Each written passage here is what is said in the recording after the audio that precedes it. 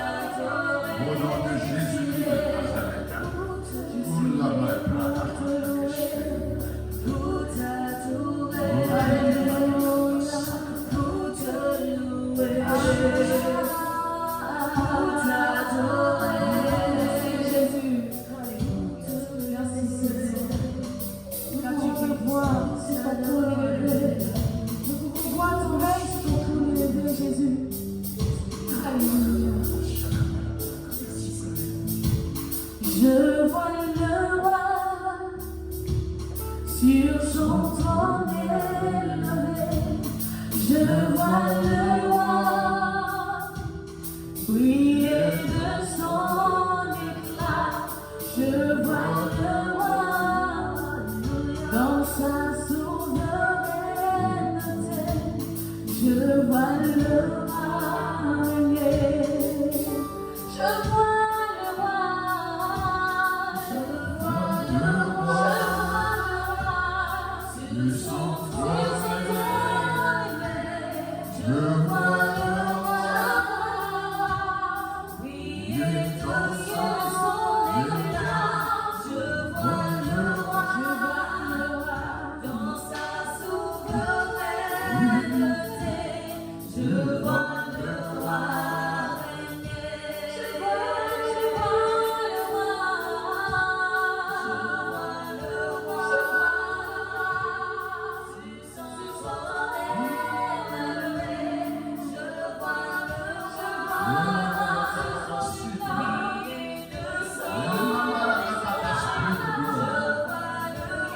Dans les difficultés, Seigneur, tu fais briller encore ta lumière. Dans le confinement, Seigneur, tu manifestes ta gloire encore dans nos vies et dans l'église.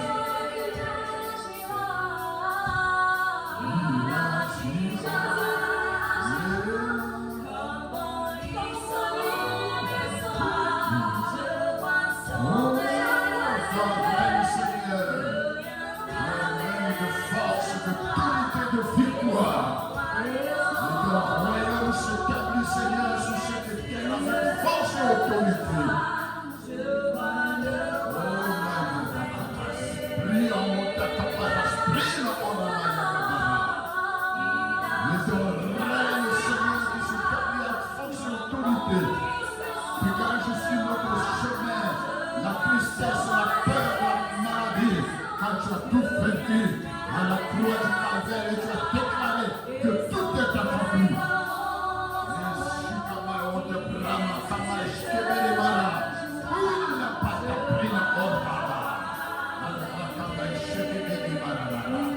Tu règnes, Seigneur, et tu agis. Tu agis dans notre nation, tu agis dans notre pays pour éradiquer, Seigneur, cette pandémie. Au nom de Jésus-Christ de Nazareth, notre tout-puissant, qui fait fléchir chez nous les scientifiques, les savants de ce monde. Tu vas te révéler une fois de plus comme le Dieu qui est le dernier mot. Et le Seigneur établit ton règne encore d'éternité en éternité. Au-dessus de tout. Ah, tu es au-dessus, Seigneur, de tout. Au-dessus de tout, Seigneur, tu règnes. Jésus est son nom, au-dessus de tout, au-dessus de tout, tu es éternel. Jésus est son nom, Alpha, Oméga, au-dessus de tout, Jésus est. Jésus est ton nom, au-dessus de tout, tu règnes. Jésus, tu règnes. Jésus est ton nom, au-dessus de tout, tu règnes. Jésus est son nom.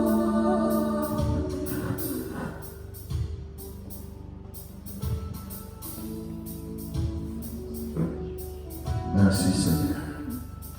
Que ton nom soit béni. Au nom de Jésus, gloire à ton Seigneur. Béni sois-tu. Au nom de Jésus. Seigneur, merci pour ce temps de louange et d'adoration. Tu nous permets d'exprimer encore ce matin, en ce dimanche, notre reconnaissance à ce Dieu merveilleux et glorieux qui tient les rênes de ce monde dans ses mains car tu tiens le monde dans tes mains. Nous voulons bénir ton Seigneur, Seigneur, ta grâce qui est encore présente dans nos vies. Merci pour le salut de nos âmes. Et merci pour la vie éternelle. Nous voulons t'exprimer toute notre reconnaissance, Seigneur, en ce matin de ce dimanche. Te dire également combien nous t'aimons et combien également, Seigneur, ta présence nous fait du bien. Sois béni, ô Dieu Tout-Puissant, de nous permettre en toute occasion, favorable ou non, de prêcher la bonne parole du Seigneur en tout lieu. Nous te remercions, Seigneur, de te servir de ce moyen de communication pour toucher tes enfants, l'Église, même ceux qui ne te connaissent pas, qui aujourd'hui utilisent les réseaux sociaux, Seigneur, à travers de ce moyen, touche les vies, sauve les vies, ramène les cœurs à toi, Seigneur. Nous te bénissons pour ta fidélité. Nous voulons ce matin, Seigneur, t'apporter tous ceux qui traversent des moments difficiles. Nous voulons avoir une pensée pour les malades de cette pandémie, dans les hôpitaux, ou bien tous ceux qui sont en quarantaine. Nous voulons, Seigneur, te les apporter, afin que ta main puissante et agissante puisse libérer leur vie de ce virus qui est en train de s'aimer la zizanie dans leur corps. Tu es l'Éternel qui nous guérit. Et nous voulons proclamer encore la guérison dans leur vie par le Saint-Esprit au nom de Jésus. En ce matin, Seigneur, visite les malades dans les hôpitaux. Visite les malades dans les maisons.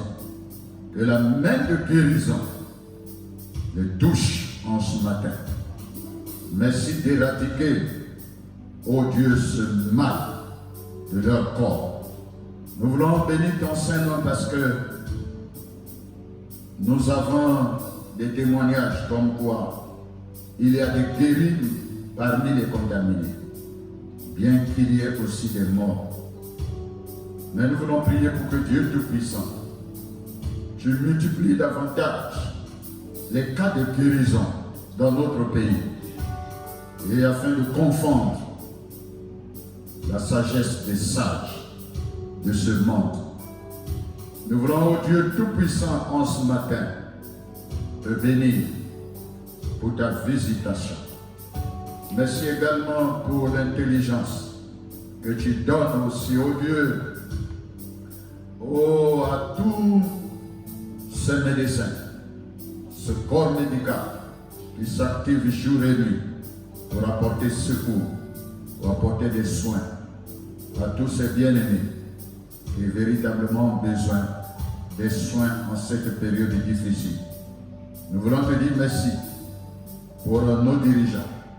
Nous voulons te dire merci pour, oh Dieu Tout-Puissant, tous ceux qui nous conduisent, à commencer par le président de la République, au Premier ministre et l'ensemble du couple, de l'équipe gouvernementale, pour toutes les dispositions et les mesures mises sur pied pour arrêter, freiner la propagation de ce virus.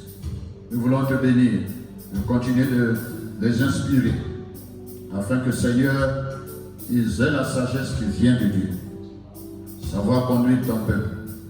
Merci également, ô Dieu, de garder, de conduire toutes les institutions de ce pays. Souviens-toi également de tous les corps habillés qui, tant que, bien que mal, sont en train aussi de maintenir l'ordre dans notre nation cette période difficile. Dieu Tout-Puissant, nous voulons te bénir parce que nous savons que tu as le dernier mot sur cette pandémie. Et Dieu, nous avons foi que la sortie n'est pas loin, que nous ne sommes pas loin de sortir, Seigneur, de cette crise. Et nous voulons, Seigneur, déjà te dire merci. Merci Seigneur pour toutes les prières qui montent vers toi en faveur Seigneur de notre nation. Que ta grâce et ta paix reposent sur tous les serviteurs de Dieu, toutes les fédérations évangéliques. Nous voulons rendre gloire et honneur à ton Seigneur.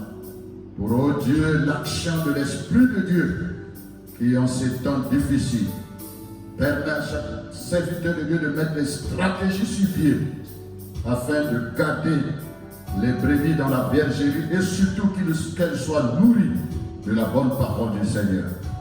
Ton nom soit béni et exalté à jamais. Nous voulons, Dieu, bénir également notre bureau national, les assemblées de Dieu de Côte d'Ivoire. Que ta grâce repose, Seigneur, sur le président, mais également sur tous les présidents des régions. Et bénis également tous les serviteurs de Dieu, ô Seigneur, qui en ces temps difficiles apportent l'évangile, la parole du Seigneur, pour garder la foi, susciter le réveil dans le cœur des frères et sœurs en cette période difficile. Béni soit ton Seigneur. Pour, oh Dieu, nos écoles de dimanche, pour nos groupes musicaux, pour les chorales, pour les différents conseils de nos églises. Seigneur, sois béni de les garder et de les préserver de tout danger. Et que ta grâce et ta paix soient sur l'ensemble, Seigneur Dieu Tout-Puissant, de l'église des ADCI, partout, Seigneur, où ils sont, afin que nos bien-aimés frères et sœurs sortent victorieux, Seigneur, de cette pandémie. La grâce de Dieu repose sur chacun d'entre nous et bénis la parole de Dieu ce matin au nom de Jésus-Christ. Amen. Nous voulons vous saluer, chers bien-aimés frères et sœurs, en ce matin du dimanche. Oh, chacun dans sa maison, essaie de nous suivre pour rester en connexion avec l'Église, avec vos leaders, mais également avec l'esprit qui caractérise chaque assemblée. Et nous voulons, bien entendu, ce matin, vous saluer dans le nom précieux de notre Seigneur et Sauveur Jésus-Christ.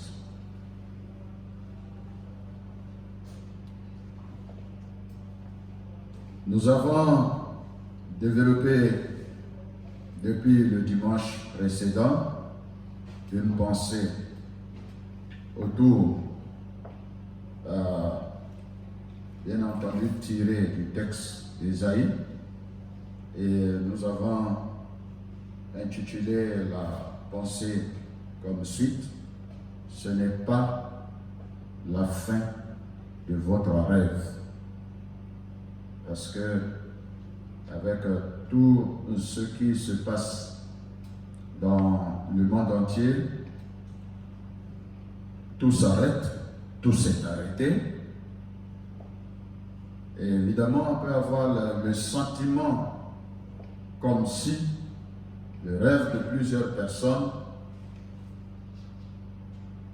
s'est arrêté aussi, où les rêves se sont envolés avec cette crise que traverse le monde entier, avec les fermetures de certaines entreprises, mais également avec des chômages techniques et dans certaines entreprises, des licenciements même. Beaucoup ont profité de cette crise pour réduire complètement leurs effectifs. Et nous voulons dire à quelqu'un, et surtout à nos bien-aimés frères et sœurs, que ce n'est pas la fin de votre rêve, de votre projet avec Dieu. Dieu a un projet pour chacun d'entre nous. La Bible dit que Dieu a des projets de bonheur, de paix, et non de projets de malheur pour chacun d'entre nous. Et donc, à titre de rappel, nous avons dit le dimanche passé que pour tous ceux qui aiment Dieu, Dieu il est capable de suspendre même les lois de la nature pour donner la victoire à ses enfants. Et nous avons pris l'exemple de Josué qui devrait affronter les 5 rois des Amoréens et par la prière du serviteur de Dieu, Dieu a suspendu la lune et le soleil pour que son serviteur Josué puisse avoir la victoire sur ces 5 rois qui se sont ligués contre la ville de Gabaon. Et étant donné que Gabaon avait fait alliance avec Israël, et Josué est venu au secours de cette ville, et au cours du combat, il a adressé une prière à Dieu, et Dieu a suspendu la course, le déplacement du soleil et de la lune, jusqu'à ce que, excusez-moi, Josué ait pris la victoire totale sur ces 5 rois amoréens. Et nous avons encouragé chacun d'entre nous à dire, pour le bien de ses enfants, Dieu, il est prêt et il est capable de changer, de bouleverser certaines normes, comme il l'a fait dans le cas de Jésus. C'est pourquoi je vais encore encourager quelqu'un ce matin à dire que ce n'est pas la fin de ton rêve. Tu peux y croire encore. La deuxième partie de ce matin va nous amener donc à considérer, bien entendu, si pour ceux qui aiment Dieu, Dieu peut créer un problème pour résoudre un problème. Pour Dieu et pour ceux qui aiment Dieu, selon Romains chapitre 8, à partir du verset 28 jusqu'à 31, pour ceux qui aiment Dieu, Dieu, il est prêt aussi à créer des problèmes. Quand je parle de problèmes, évidemment, pour amener un de ses enfants à accéder à une certaine position, à un certain poste, à une certaine promotion, Dieu peut créer une situation conflictuelle au sein d'un groupe, tout simplement parce qu'il veut positionner un de ses enfants. Dieu, il est capable de tout. Il tient le monde dans ses mains. Et ce matin, nous allons donc examiner quelques aspects de ce grand 2. Mais avant cela, relisons le texte de base qui nous a permis d'explorer cette pensée. Relisons donc Ésaïe le chapitre 40, à partir du verset 25 jusqu'au verset 31. À qui me comparerez-vous pour que je lui ressemble, dit le Saint. Levez vos yeux en haut et regardez qui a créé ces choses, qui fait marcher en ordre leur armée. Il les appelle toutes par leur nom, par son grand pouvoir et par sa force puissante. Il n'en est pas une qui fasse défaut. Pourquoi dis-tu Jacob? Pourquoi dis-tu Israël? Ma destinée est cachée devant l'Éternel. Mon droit passe inaperçu devant mon Dieu. Ne le sais-tu pas? Ne l'as-tu pas appris? C'est le Dieu d'éternité, l'Éternel, qui a créé les extrémités de la terre. Il ne se fatigue point, il ne se lasse point. On ne peut sonder son intelligence. Il donne de la force à celui qui est fatigué, et il augmente la vigueur de celui qui tombe en défaillance. Les adolescents se fatiguent et se lassent, et les jeunes gens, les jeunes hommes chancellent. Mais ceux qui se confient en l'Éternel renouvellent leur force. Ils prennent le vol comme les aigles, ils courent et ne se lassent point. Ils marchent et ne se fatiguent point. Voilà une parole d'espérance qui doit permettre à chacun d'entre nous de ne pas se relâcher, de ne pas abandonner. Et de dire également que ce n'est pas la fin de votre rêve. Parce que la Bible dit ici que Dieu, pour ceux qui pensent, pourquoi dis-tu, ma destinée est cachée devant l'Éternel. Mon droit passe inaperçu devant mon Dieu. Ma destinée. Ta destinée n'est pas cachée devant l'Éternel. Et ton droit n'est pas aussi caché devant l'Éternel. Tu as droit de vivre, tu as droit de manger, tu as droit de travailler, tu as droit de t'épanouir, tu as droit de sécurité, tu as droit d'évoluer, tu as droit également de servir le Seigneur. Donc, rien n'est caché devant le Seigneur. Ta destinée n'est pas cachée. Ton droit n'est pas également caché. Dieu, il sait tout et il voit. C'est pourquoi on n'a pas le droit, évidemment, de se relâcher. On n'a pas le droit d'abandonner en tant qu'enfant de Dieu. Oui, l'abandon ne doit pas faire partie du vocabulaire des enfants de Dieu qui ont expérimenté la grâce et la vie du Saint-Esprit dans leur marche avec le Seigneur. Ce n'est pas la fin de ton rêve, mon frère et ma sœur. Alors, Dieu, pour ceux qui l'aiment, Dieu, pour ceux qui l'aiment, il est prêt à créer un problème, mais également à le résoudre d'une manière ou d'une autre. Parce qu'il poursuit un but dans la vie de chacun d'entre nous. Pour quelques raisons. La première, comprenez que Dieu, il est souverain. Dieu, il est souverain. Il n'a pas de compte à rendre à quelqu'un. Il est souverain, il sait ce qu'il fait, et il est un Dieu sage, mais également il est un Dieu qui fait concourir toutes choses pour le bien de ceux qui aiment Dieu.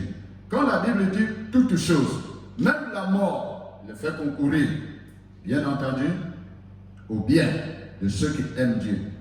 C'est vrai que c'est un sujet de tristesse, de douleur, mais Dieu, il peut retirer même dans la douleur, dans la tristesse, quelque chose de positif qui peut permettre évidemment à son enfant de pouvoir évoluer et avancer.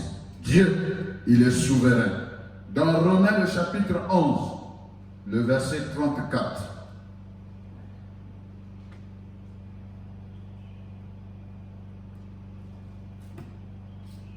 Ok, notre garçon a ça sur notre écran. Qui a connu la pensée du Seigneur ou qui a été son conseiller, qui lui a donné le premier pour qu'il ait à recevoir en retour? C'est de lui, par lui et pour lui que sont toutes choses. À lui la gloire dans tous les siècles. Amen. À lui la gloire dans tous les siècles. Oui, Dieu n'a pas de conseiller. Et donc, dans sa souveraineté, il fait ce qui est bien pour ses enfants. C'est vrai, souvent, en tant qu'humains, nous pouvons nous plaindre. Parce que ce n'est pas toujours que l'orientation que Dieu donne à notre vie puisse cadrer, puisse satisfaire nos attentes en tant qu'humains. Mais Dieu, il sait quel but il poursuit dans chaque action, même dans chaque événement. Cette pensée également se trouve dans Job, le chapitre 12 et le verset 13. Dieu, il est souverain. La Bible déclare dans Job, le chapitre 12 et le verset 13, « En Dieu réside la sagesse et la puissance. Le conseil et l'intelligence lui appartiennent. Dieu, il est sage et Dieu, il est intelligent. En lui seul, il y a la sagesse et en lui seul, il y a l'intelligence. » Aujourd'hui, nos médecins, nos chercheurs pensent être intelligents. Ils pensent également contrôler Dieu. Ils pensent que Dieu ne voit pas, mais Dieu il sait tout. Et Dieu également, tellement qu'il est sage, qu'il peut déjouer la sagesse et les plans même de soi-disant sages de notre monde, qui sont en fait que des êtres humains limités dans leur réflexion et dans leur sagesse. Dieu, il est souverain et il est capable de confondre les sages de ce monde et les intelligents de ce monde. Notre Dieu, il est bon, il nous aime. Et pour toi, qui es son fils, qui est son enfant, il va faire en sorte que toute chose, bonne ou mauvaise, puisse concourir à ton bien. Le deuxième élément, nous pouvons également comprendre que pour tous ceux qui aiment Dieu,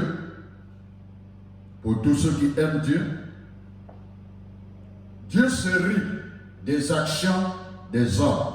Nous avons lu ce texte le dimanche passé dans Proverbes chapitre 2, plutôt Psaume le chapitre le numéro 2 et le verset 4. Que Dieu se rit des actions, des projets des hommes. Dieu se rit.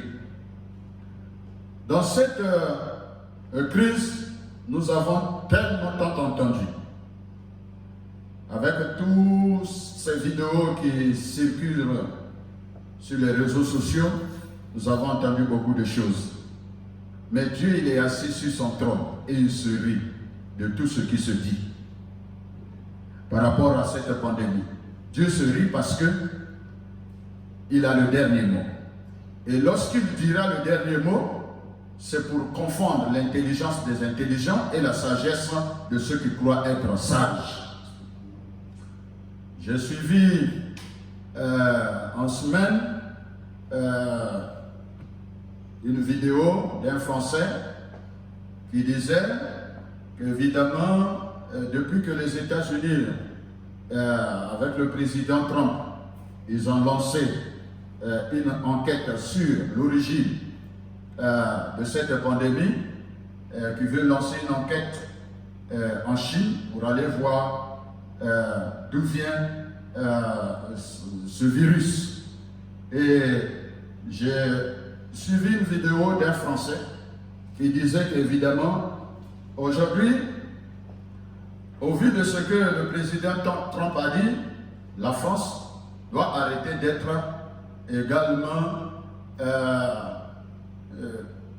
une nation qui va continuer à subir les mauvais comportements de la Chine. Et donc, il est bon aussi que la France puisse aussi s'aligner sur la décision, la proposition des États-Unis pour aller voir évidemment l'origine de ce virus au niveau de la Chine.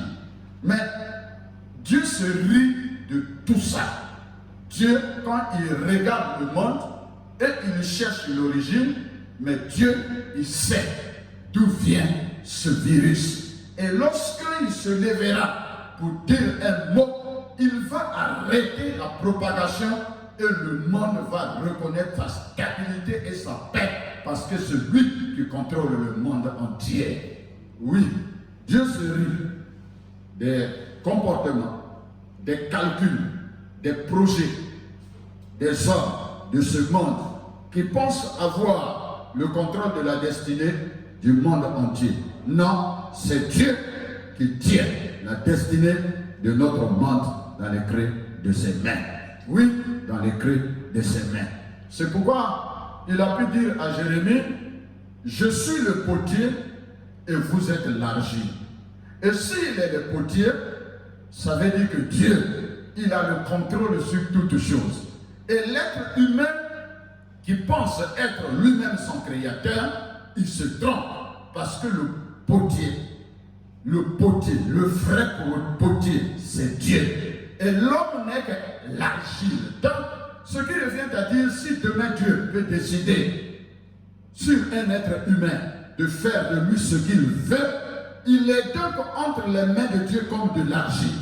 Il peut, au travers de ta vie, de toi qui penses être plus sage que Dieu, plus intelligent que Dieu, de tous ceux qui pensent contrôler ce monde, qu'ils réalisent, ils ne sont que de l'argile entre les mains de Dieu, de l'argile, capable de donner une autre forme parce que celui qui tient l'argile entre ses mains, c'est la personne de Dieu.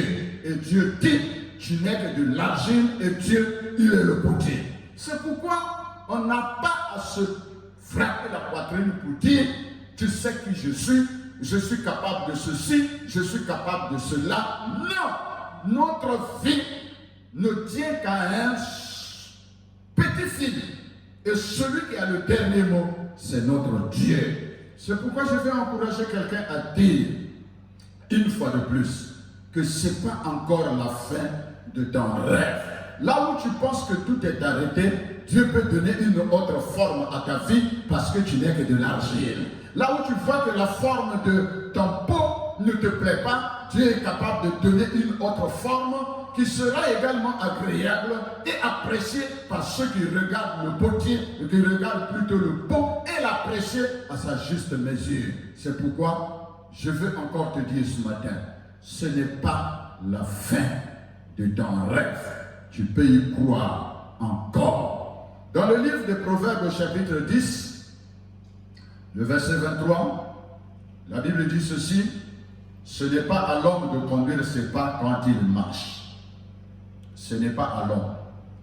Aujourd'hui, on pense que quand on pose un pas, c'est vrai, c'est nous qui dirigeons nos mouvements. C'est nous qui contrôlons nos mouvements. Oui, c'est vrai, il y a le libre arbitre de l'homme, mais nous devrons également comprendre que c'est à Dieu que revient le contrôle total de lorsque nous posons les pieds, de lorsque également nous prenons certains chemins. Ce n'est pas à l'homme de diriger ses pas quand il marche, mais c'est à Dieu de donner la finalité des pas que nous posons pour évidemment sa seule gloire. Oui, ce n'est pas la fin de ton rêve. Ne te décourage pas. Tu peux y croire encore et tout est possible à celui qui croit. Et toutes choses concourent au bien, travaillent au bien de ceux qui aiment Dieu, coopèrent au bien de ceux qui aiment Dieu, profitent au bien de ceux qui aiment Dieu. Et c'est ça, évidemment, la parole d'encouragement que je veux ce matin que tu saisisses, mon bien-aimé frère et sœur, qui m'écoutent encore ce matin pour galvaniser ta foi et te dire encore, ce n'est pas le temps d'abandonner, ce n'est pas le temps de te relâcher, tu peux y croire encore. Même si ce que tu vis, ce que tu traverses comme un moment difficile, peut avoir pour source quelqu'un, un démon. Mais je vais te dire, et te rappeler également la pensée de Joseph dans Genèse le chapitre 50, le verset 20. Lorsqu'il se retrouvait en Égypte et que ses frères l'ont retrouvé, après que Joseph se fit connaître à ses frères et qu'ils avaient peur que Joseph puisse se venger, mais il a dit une parole. Il dit, ce n'est pas vous, mais c'est Dieu. Ce n'est pas vous, mais c'est Dieu. Vous avez projeté de me faire du mal, mais Dieu l'a changé en bien pour accomplir ce que vous voyez, vous constatez aujourd'hui. Si derrière ta souffrance, si derrière ce virus, il y a quelqu'un qui est caché derrière ce virus, derrière ce mal qui est en train de tuer complètement plusieurs personnes et arrêter tout dans ce monde, je veux dire à quelqu'un, les hommes peuvent projeter de nous faire du mal, mais Dieu, il utilise ce mal pour le transformer pour le bien de ceux qui aiment Dieu. Je veux bien insister de ceux qui aiment Dieu. Si tu aimes Dieu, même la mort, Dieu peut la transformer pour le bien de ses enfants. Même le poison, Dieu peut transformer. Tout ce qui est nuisible, catastrophique, destructif dans la vie d'un enfant de Dieu pour son bien. Parce que Dieu, il a le contrôle de toutes choses. Oui, Dieu, il est capable, il est prêt, il est Dieu, il a le contrôle de chaque chose. Oui, Joseph l'a confessé. Vous avez projeté de me faire du mal, mais Dieu l'a transformé, l'a changé en bien pour voir et constater ce qui arrive aujourd'hui. Si derrière ta souffrance se cache quelqu'un, je vais également, par extension, dire aujourd'hui, comme un peu, j'ai suivi une vidéo la dernière fois, où dans une grande surface, un grand supermarché, les Chinois, ils ne savaient pas qu'ils étaient filmés. Il y avait une noire qui était rentrée pour faire des achats et on lui a dit complètement que non, vous n'avez pas accès à ce supermarché, c'est interdit, vous sortez. Il dit mais quoi, mais qu'est-ce qui se passe? Et elle n'a pas pu faire les achats et puis elle est sortie et puis elle a balancé cette vidéo qui démontre déjà la stigmatisation de certains. Je veux dire, nous sommes une église, nous sommes des enfants de Dieu. Ce n'est pas à nous de stigmatiser qui que ce soit. L'église rassemble tout le monde. Ce n'est pas parce que on a pris que l'origine, bon pour certains bien entendu, que de ce virus, c'est la Chine, et aujourd'hui on va être ennemis des Chinois. Non. Et on va se fermer, je dirais, en termes de relations avec certaines nations, avec certains peuples. Non, ce n'est pas à nous, même si l'homme projette de te faire du mal, mais en tant qu'enfant de Dieu, si tu aimes Dieu, si tu es attaché à Dieu, laisse Dieu changer ce mal en bien au profit de ton épanouissement, de ton succès, de ta destinée, et ainsi la gloire reviendra à ce Dieu puissant et glorieux. Et ainsi, les hommes rendront témoignage qu'il y a un peuple sur cette terre, qu'il y a un peuple différent, qu'il y a un peuple qui a un Dieu capable de changer le mal en bien. Et la gloire reviendra à notre Seigneur et à notre Dieu. Que son nom soit glorifié. Pour ceux qui aiment Dieu, Dieu est prêt de changer ce qui est mauvais pour le meilleur de ses enfants, pour leur élévation, pour leur transformation et pour leur bénédiction. Ces paroles doivent nous permettre d'être galvanisés en cette période difficile, d'être encouragés à ne pas abandonner, mais à continuer de nous attacher au Seigneur et à placer notre foi en lui et en lui seul, et en lui et en lui seul. Dans la Bible, nous avons dans 2 Samuel le chapitre 6, le verset 10 à 12, nous avons là l'histoire de Lâche qui avait été prise par les Philistins. Et lorsque David a décidé d'aller récupérer Lâche, et David avait appris que Lâche créait des difficultés, des morts chez les Philistins. Et bien entendu, c'est parce que ce n'était pas son endroit, sa ville. Et pour que Lâche puisse revenir dans la ville de Dieu, la ville de David, il a failli créer une situation pour que Lâche revienne dans la ville de Dieu, la ville de David. Et lorsque David va décider d'aller récupérer Lâche, la Bible dit que par peur de ce que David avait entendu, que Lâche faisait, créait comme difficulté, comme maladie dans cette ville des Philistins, David va décider de prendre Lâche au lieu de déposer l'arche chez lui ou dans la ville, et il va prendre l'arche pour aller déposer chez un certain Obed-Édom de Gath. Certainement, il s'attendait à ce que Obed-Édom de Gath meure et toute sa maison, ou bien que la maladie qu'a frappé les Philistins au travers de la présence de l'arche dans cette ville se voit également dans la maison d'Obed-Édom de Gath, c'est que c'est le contraire qui va se produire. La Bible déclare, 3 mois après que l'arche ait résidé chez Obed-Édom de Gath, la maison d'Obed-Édom de Gath a été bénie par la présence de l'arche dans la maison d'Obed-Édom de Gath. En d'autres termes, David voyait dans la présence de l'arche quelque chose de mauvais et de malheur. Mais ce qu'il avait oublié, c'est que dans cette arche, il y avait les 2 tables de la loi, il y avait la manne qui était là également, mais il y avait aussi le bâton d'Aaron qui avait fleuri et qui était là, et qui représentait, bien entendu, la présence de Dieu.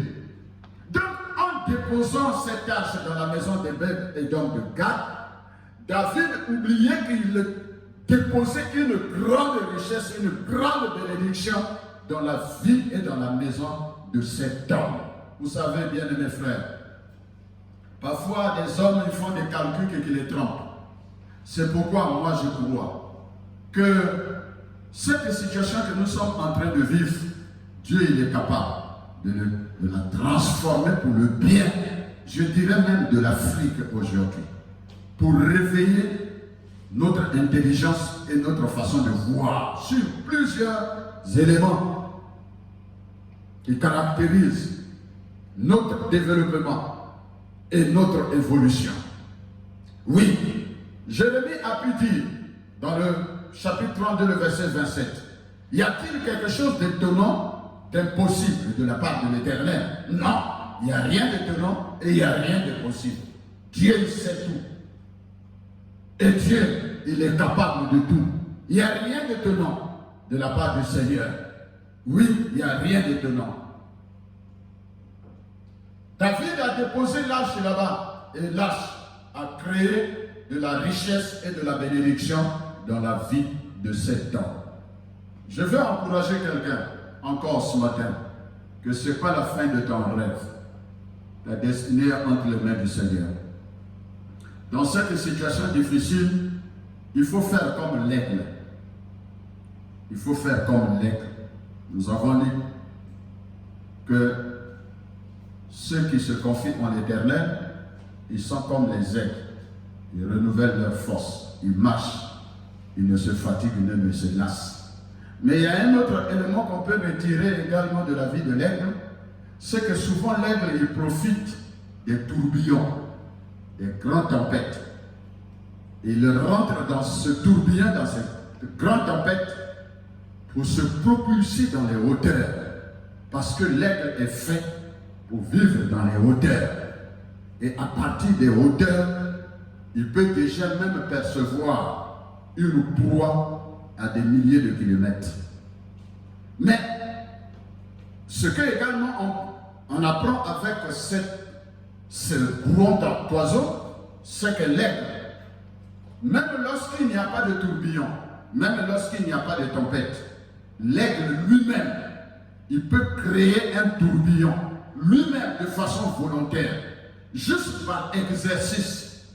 Il crée des tourbillons, et dans cette création de tourbillons, c'est juste pour se propulser dans les hauteurs et pour se préparer à des situations difficiles. Je veux dire à quelqu'un que les situations difficiles dans la vie doivent être pour nous des opportunités et non des obstacles. Doivent être pour nous des opportunités et non des obstacles. Les situations difficiles doivent nous amener à retirer des stratégies de développement, de croissance, de percée avec le Seigneur Jésus-Christ de Nazareth. C'est pourquoi on ne doit pas croiser les bras. On t'a licencié, ne croise pas les bras. Cette situation doit t'amener à travailler encore davantage. La crise, c'est vrai, c'est en train de sévir partout. Mais c'est l'occasion où chacun doit mettre son potentiel, doit mettre également sa créativité en action pour évidemment créer des choses qui doivent nous permettre évidemment de vivre et de survivre. Oui, David, il a été étonné de voir que la maison de Obed-Édom a été remplie de bénédictions. Et lorsqu'il a pris et qu'ils sont venus lui dire, ah, là ce qu'on a déposé chez Obed-Édom de Gad a apporté une grande bénédiction. David a dit non, j'irai chercher l'arche chez Obed-Édom de Gad. Parce que maintenant, il s'est rendu compte que au lieu d'envoyer, il pensait envoyer le malheur, les difficultés dans la vie, dans la maison d'Obed-Édom de Gad. Il se rend compte que c'est une bénédiction qu'il a déposée dans la maison et la vie de cet homme. Je veux dire que pour tous ceux qui ont créé ce coronavirus, même ceux qui ont prophétisé la catastrophe, l'apocalypse en Afrique, je crois, Dieu il est capable de confondre toutes ces personnes et de réaliser qu'en effet, Dieu aussi, il est en Afrique et il est avec les Africains. Oui, ils vont se rendre compte que leurs prophéties ne se réaliseront pas au nom de Jésus-Christ de Nazareth. Oui, c'est pourquoi en tant qu'Église, nous devrons être positifs. En même temps qu'on observe les mesures barrières, en même temps nous devrons garder la foi, prier et garder la Bible, garder la parole de Dieu, qui est pour nous, évidemment, la parole de la vie, la parole qui est capable de nous sortir des situations difficiles, parce que Dieu, il est dans sa parole. Dieu, il est sa parole. Et sa parole, évidemment, est la vie. Et sa parole change les situations catastrophiques en des situations de vie et de grâce et de bénédiction pour ses enfants. Alors, bannissons l'inquiétude, bannissons la tristesse, bannissons les découragements, bannissons tout ce qui peut être un frein à notre épanouissement et à notre zèle. Oui, Jésus l'a dit, lorsque il a fait route avec les deux disciples d'Emmaüs, dans Luc le chapitre 24, à partir du verset 17, 21 jusqu'à 30, 31, il a fait route avec eux, alors qu'il venait d'être ressuscité, et que la nouvelle avait été déjà répandue. Mais eux, ils n'avaient pas la nouvelle comme quoi Jésus était ressuscité. Leur rêve de voir Jésus suspendu à la croix, leur rêve de voir Jésus déposé dans une tombe, pour eux, leur rêve s'était arrêté.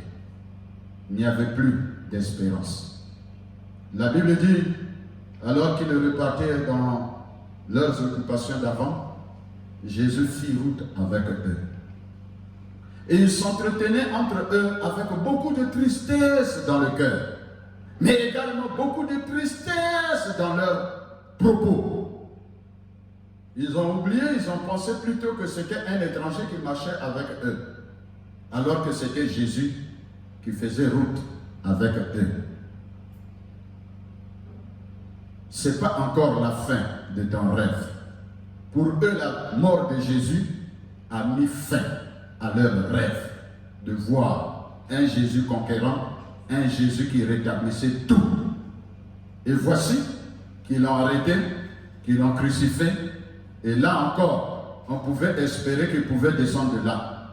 Mais du moment où on l'a déposé dans un tombeau, et puis ils ont scellé l'entrée de la tombe avec une pierre, ça veut dire que rien ne pouvait être changé à l'égard du statut et de la vie de cet homme.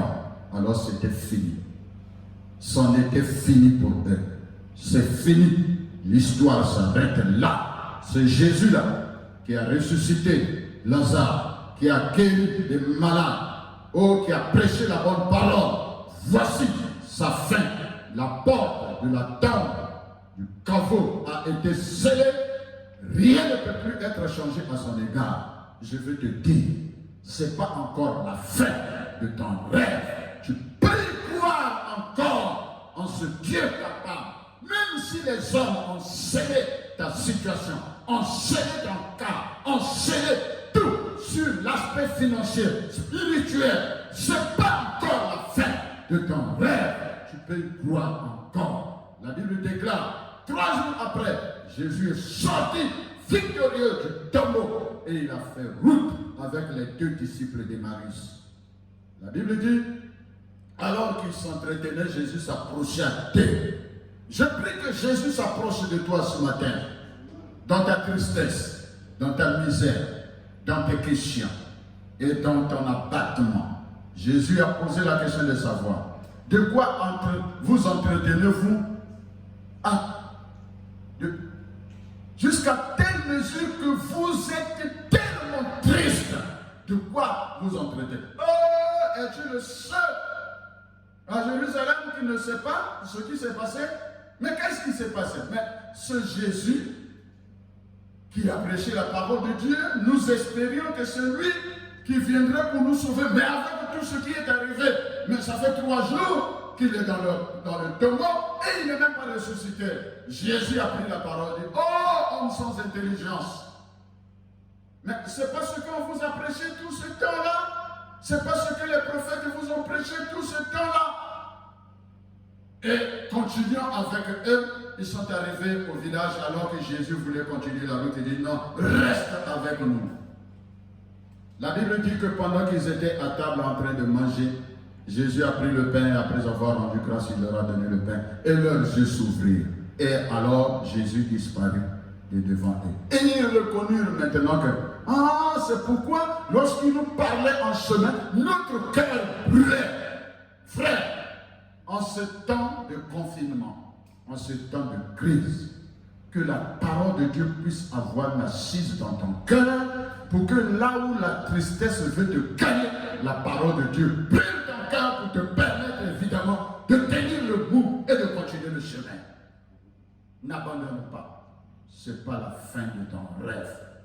Crois, et tu peux y croire encore, que tout est possible à celui qui croit. Tout est possible.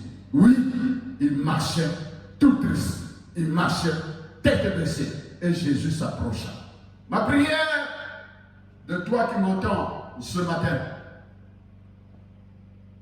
est que Jésus vienne à la rencontre de ta tristesse. Vienne à la rencontre de tes doutes.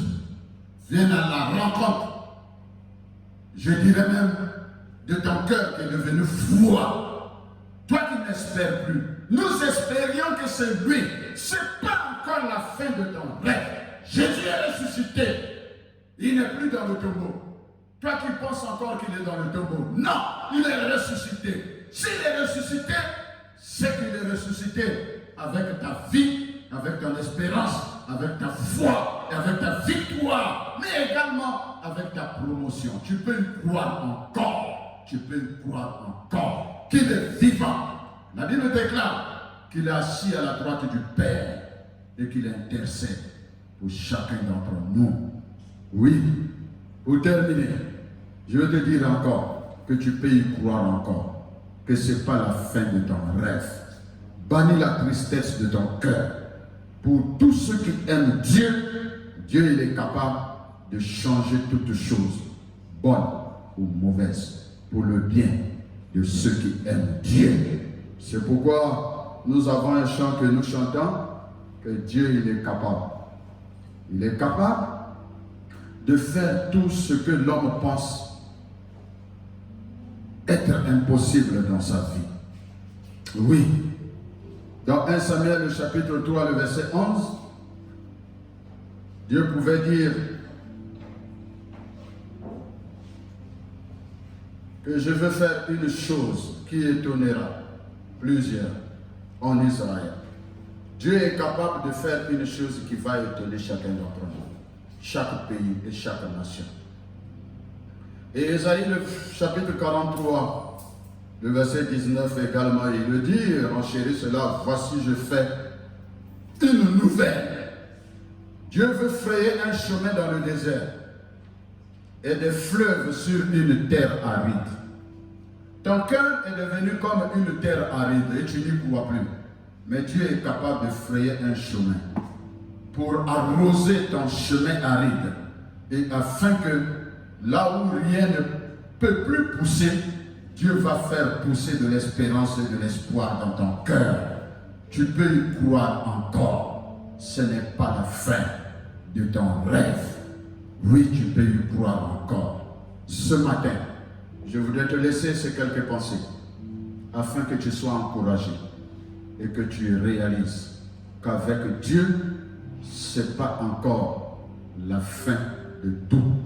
Job a tout perdu et Job a été touché dans son corps, mais ce n'était pas encore la fin des rêves de Job. Et il a pu confesser, je sais que mon Rédempteur est vivant et qu'il se lèvera le dernier. Lorsque les hommes auront dit leur verdict, Dieu se lèvera le dernier pour dire un dernier mot. Un dernier mot qui fera la conclusion de toutes choses et personne d'autre ne pourra parler. Car quand Dieu parle, tout genou fléchit et toute langue confesse qu'il est Seigneur de la vie de chacun d'entre nous. Tu peux y croire encore. N'abandonne pas. Bannis la tristesse et espère en lui. Au nom de Jésus-Christ. Dieu te bénisse. Gloire à toi. Merci Seigneur. Gloire à ton Seigneur de ta grâce. Dieu est capable de faire tout ce qu'il dit, il fera. Oui, mon frère, Dieu est capable. Il accomplira tous ses promesses envers toi. Garde ta foi en Dieu, il ne t'abandonnera pas. Il fera.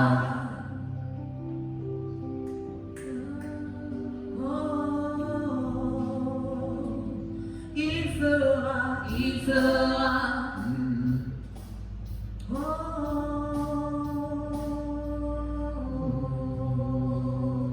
Dieu est capable. Dieu est capable de faire tout ce qu'il dit. Il fera. Il accomplira toutes ses promesses envers toi. Garde ta foi en Dieu, il ne t'abandonnera pas, il fera.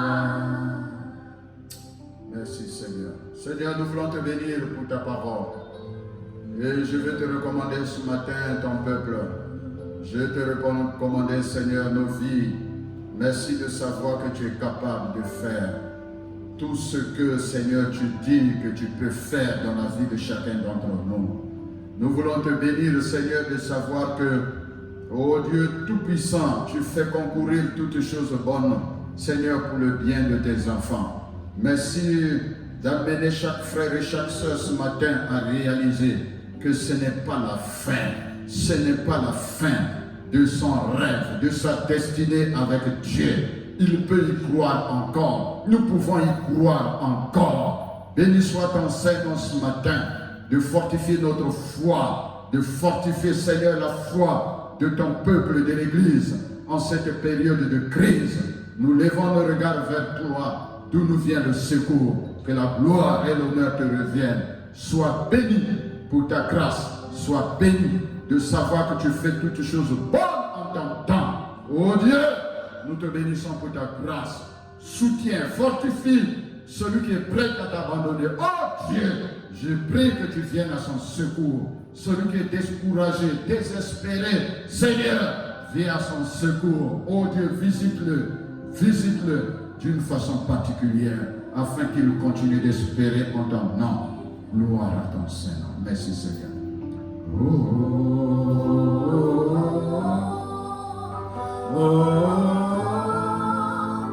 Il fera.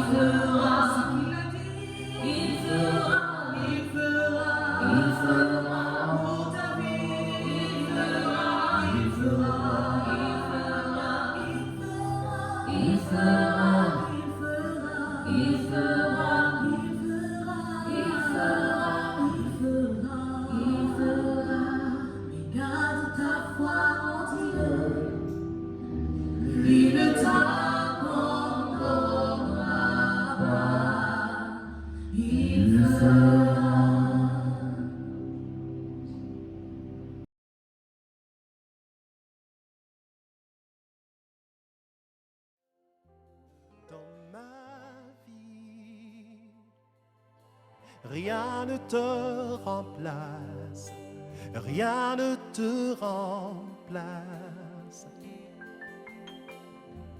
Dans ma vie, rien ne te remplace, rien ne te remplace. Dans ma vie, rien ne te remplace, rien ne te remplace. J'ai connu les joies de ce monde, des plaisirs éphémères, mais rien ne te remplace. Oh, j'ai connu les richesses de ce monde, Salomon peut le dire, mais rien ne te remplace. Tu n'as pas ton égal ni dans les cieux comme sur la terre et partout ailleurs. Seigneur, rien ne te remplace. Bien souvent dans la vie, il nous est arrivé de mettre au devant nos challenges, nos objectifs personnels. Oh, on a pensé à sa famille, après à son travail, et bien plus tard à toi. Mais l'expression de nos cœurs maintenant, c'est de te dire que rien ne te remplace, rien ne prend ta place. Tu as toute la place, c'est toi Seigneur, notre essentiel. Oh, dans ma vie, rien ne te remplace. Oh non, non, non, non. Dans ma vie, rien ne te remplace. Oh mon Dieu, toi qui m'as sauvé, rien ne te remplace. On peut m'offrir tout l'or de ce monde, mais rien ne te remplace. Dans ma vie, rien ne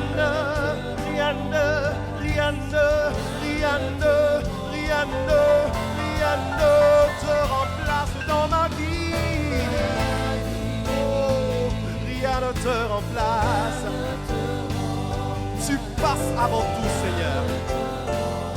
Je le déclare, tu passes avant tout, Seigneur. Oh, dans ma vie, rien ne te remplace. Oh, l'Église soupire après toi, l'Église a soif de ta présence. Rien que toi, Seigneur, dans nos nations, pour parvenir à la paix, à la stabilité. Oh, si nous sommes pleins de toi, nous serons